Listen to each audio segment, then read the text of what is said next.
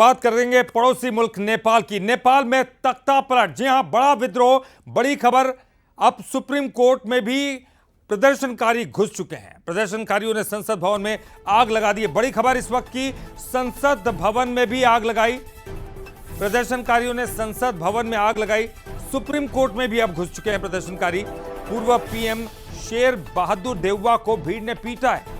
जो पूर्व प्रधानमंत्री शेर बहादुर देउवा, उनको भीड़ ने पीटा है। जेन जी प्रदर्शनकारियों के आगे अब सरकार झुकते हुए नजर आ रही है। नेपाल के पीएम केपी ओली ने इस्तीफा दे दिया है।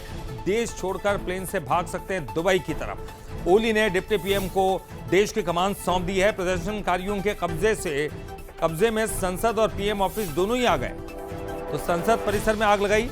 ये देखिए, ये जेन जी है और जेन जी ने यहां पर जबरदस्त विद्रोह किया है। उनके काम की चीजों को बैन कर दिया गया था, फेसबुक नहीं, यूट्यूब नहीं,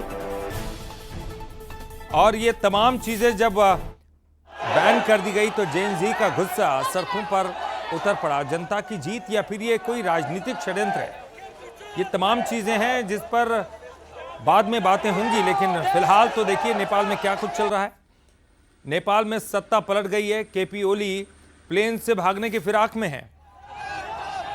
तो देश छोड़ रहे नेता, और धीरे धीरे करके ये तमाम बातें सामने आएगी।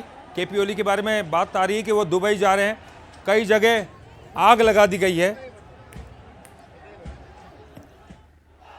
तो कई जगह आग लगा दी गई है।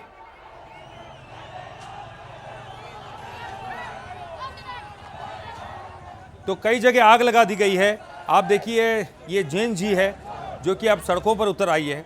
पढ़ने लिखने वाली ये आबादी अब सड़कों पर प्रदर्शन करती हुई दिखाई दे रही है। नेताओं को दौड़ा दौड़ा कर पीटा। देखिए, पूर्व प्रधानमंत्री देउबा को दौड़ा दौड़ा कर पीटा है। तो नेताओं को दौड़ा दौड़ा कर पीट रहे हैं। आपको बता दें कि संसद भवन पर भी चढ़ गए, आग लगा दी, नारेबाजी की, हल्ला बोल, और सुप्रीम कोर्ट में भी घुस चुके हैं। देखिए, अब ऐसी कौन सी जगह है जो अब महफूज रही है? कोई नहीं। हर जगह पर जेन जी लगातार घुसते हुए और प्रदर्शन करते हुए, प्रदर्शन उनका उग्र होता जा रहा है। तो ये राजनीतिक विद्रोह है, और राजनीतिक विद्रोह में मोहरा बने हैं ये बच्चे। तो राजनीतिक विद्रोह में मोहरा बने हैं ये बच्चे जेन जी, जिनको मोहरा बनाकर यहां पर देखिए कितना बड़ा तांडव किया गया है। तख्ता पलट नेपाल में। ओली ने कुर्सी छोड़ी है, डिप्टी पीएम को ये पूरा कंट्रोल दिया है। तो केपी ओली ने इस्तीफा दे दिया है, प्रधानमंत्री ने, और डिप्टी पीएम को सत्ता सौंप दी है फिलहाल।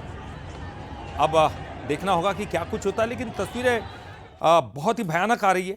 जगह जगह आगजनी की घटनाएं सामने आई हैं। जिस तरह से संसद परिसर में घुस गए, संसद भवन में आग लगा दी, सुप्रीम कोर्ट तक में घुस गए।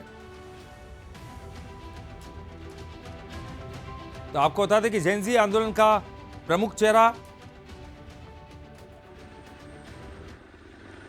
जेन जी का दबदबा लगातार जारी है, और कहीं ना कहीं आप देखिए राजनीतिक षड्यंत्र की तस्वीरें सामने आ रही हैं। और चलिए अब इस पूरे घटनाक्रम को लेकर 10 बड़े अपडेट आपको दिखाते हैं। 2 प्रदर्शनकारियों की मौत हुई, राष्ट्रपति भवन को फूंका गया। फिर उसके बाद देखिए, बालेन शाह को अंतरिम पीएम बनाया गया। प्रधानमंत्री केपी शर्मा ओली ने अपना इस्तीफा दिया। बालेन शाह ने इस्तीफे के बाद शांति की अपील की है। इसके अलावा डिप्टी पीएम और पूर्व पीएम देउबा की भी पिटाई की खबर सामने आई। नेताओं की युवाओं को सत्ता संभालने की पेशकश की गई कि आइए और सत्ता संभालिए। काठमांडू का त्रिभुवन इंटरनेशनल एयरपोर्ट बंद कर दिया गया है। दिल्ली काठमांडू की उड़ानें रद्द कर दी गई हैं। एडवाइजरी जारी कर दी गई है। भारतीय दूतावास ने यह हेल्पलाइन नंबर भी जारी किया है।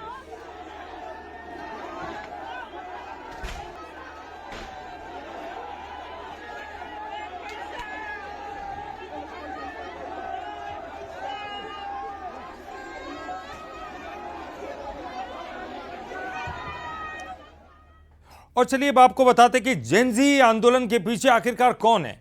कोई एक ताकत काम करी है। देखिए, जेन जी आंदोलन का प्रमुख चेहरा सुदन गुरुंग है। ये चेहरा देखिए, और ये नाम भी देखिए। एक्टिविस्ट है और हामी नेपाल संगठन का ये फाउंडर है। हामी नेपाल संगठन का फाउंडर, सामाजिक गतिविधि में पहले भाग लेते थे। 2015 भूकंप के बाद हामी नेपाल की स्थापना की गई थी। 2015 के भूकंप के बाद और सिर्फ एक आवाज पर नेपाली युवा सड़कों पर उतर गए। यानी कि इनका फैन फॉलोइंग कितनी है। और सोशल मीडिया के जरिए गुरुंग ने लोगों से अपील की, यानी कि उन बच्चों से अपील की, जेन जी, जो इनकी पूरी एक 29 अगस्त को प्रदर्शन के लिए इन्होंने आह्वान किया था। लोगों से आह्वान किया कि आइए और बैग लेकर आइए और किताबें लेकर आइए। परिवारवाद, भ्रष्टाचार, सोशल मीडिया बैन है और सोशल मीडिया बैन होने की वजह से उन्होंने आम लोगों को अब ये देखना होगा कि क्या भड़काया गया, क्या राजनीतिक षड्यंत्र था या फिर कुछ और। चलिए, ये केवल अकेला चेहरा नहीं है गुरुंग, एक और चेहरा है और वो है बालेंद्र शाह। चलिए, बालेंद्र शाह कौन है ये भी देख लेते हैं। 36 साल के हैं बालेंद्र शाह, काठमांडू के मेयर हैं। 36 साल के बालेंद्र शाह जो कि काठमांडू के मेयर है, सिविल इंजीनियर भी हैं और रैपर भी हैं।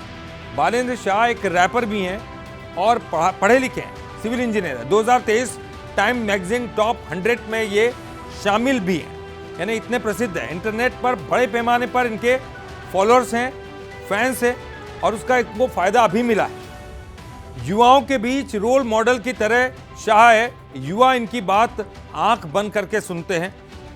राजनीतिक दलों से मोहभंग के चलते ये नायक बन गए, क्योंकि युवाओं में फेमस है और इंटरनेट की दुनिया में फेमस है। 2023 में फिल्म आदि पुरुष का इन्होंने विरोध किया था। बालेंद्र शाह 2023 में फिल्म आदि पुरुष का इन्होंने विरोध किया और उसके बाद सुर्खियों में आ गए और जेन जेड प्रदर्शन को इन्होंने नेपोकिट के नाम से और जेन जेड प्रदर्शन को समर्थन दिया और अभी इनको प्रधानमंत्री बनाने की मांग की जा रही है।